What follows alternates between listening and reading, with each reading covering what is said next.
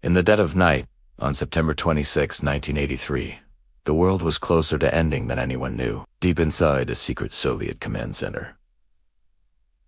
A man sat watching a screen. His name was Stanislav Petrov, and his job was to monitor the skies for an American nuclear attack. For him, it was another quiet shift, the silence broken only by the hum of machinery and the slow, steady tick of the clock on the wall. Then, the unimaginable happened. A siren blared through the bunker, its shrill cry tearing through the calm. On the main screen, a single word flashed in stark red letters: launch.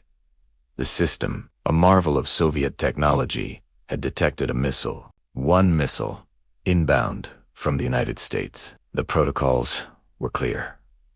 Any confirmed launch was to be treated as the start of a nuclear war. His duty was to immediately report it up the chain of command, setting in motion a retaliatory strike that would incinerate millions.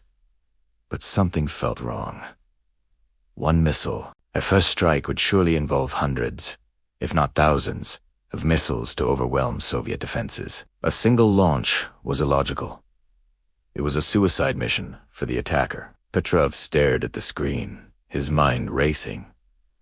Was it a malfunction, a glitch in the brand new satellite system, or was it the beginning of the end? His training, his orders, every fiber of his being screamed to report it. Every second of hesitation brought potential doom closer. As he reached for the phone, another siren wailed.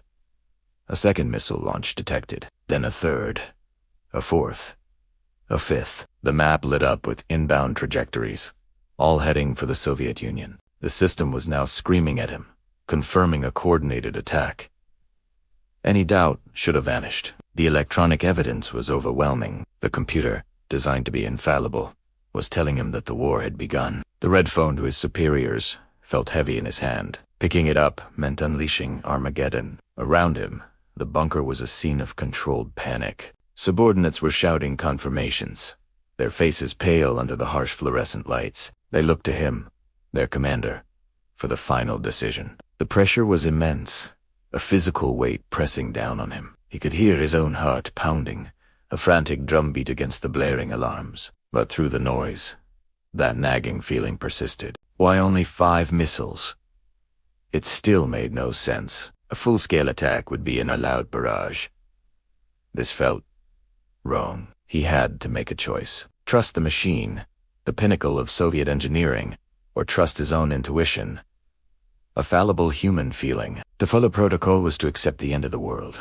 To defy it was to risk being wrong, to leave his country defenseless against a genuine attack. The fate of billions rested on this one moment, in this one room, with this one man. He took a deep breath, the air thick with tension. He looked at the frantic faces of his team, then back at the terrifying certainty of the screen. He made his decision. He picked up the phone, his hands steady despite the trembling he felt inside. But instead of relaying the attack warning to the high command, he reported a system malfunction. He told his superiors that the satellite alert was a false alarm. It was a guess, a terrifying gamble based on nothing more than a gut feeling and a shred of logic against a mountain of electronic data. He was declaring the machine, the pride of the military, to be flawed. He was betting the world on it. The moments that followed were the longest of his life. After he made the call, there was nothing to do but wait. Wait for the missiles to arrive and prove him fatally wrong, or wait for them to never appear, proving him right.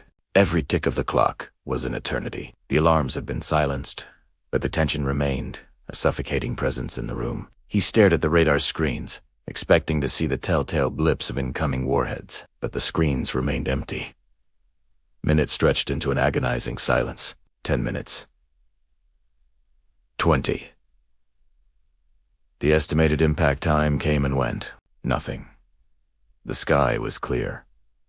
The radar was blank. There were no explosions. No fireballs blooming over Soviet cities. Just the quiet hum of the bunker and the collective, held breath of the men inside. The attack was not coming. It was never coming. The system had malfunctioned. Petrov's intuition, his human doubt, had been right. Later investigation revealed the cause. The satellite's sensors had mistaken the reflection of sunlight off altitude clouds for the engine plumes of intercontinental ballistic missiles. A rare, almost impossible alignment of atmospheric conditions had nearly triggered a global nuclear holocaust. The system, in its cold, binary logic, saw an attack. A human being saw a flaw. As dawn broke, casting the first rays of light over a world that had unknowingly been saved, Stanislav Petrov finished his shift.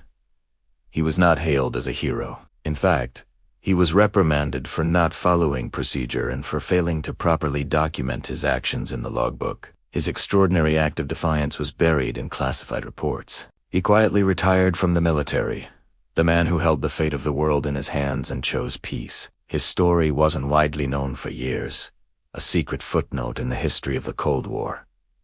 We live in the world he saved that night, a world that exists because one man, in a moment of unimaginable pressure, chose to trust his humanity over his orders. He questioned the machine and, in doing so, prevented the button from being pushed. It's a sobering reminder that sometimes the greatest acts of bravery are the ones that no one ever sees.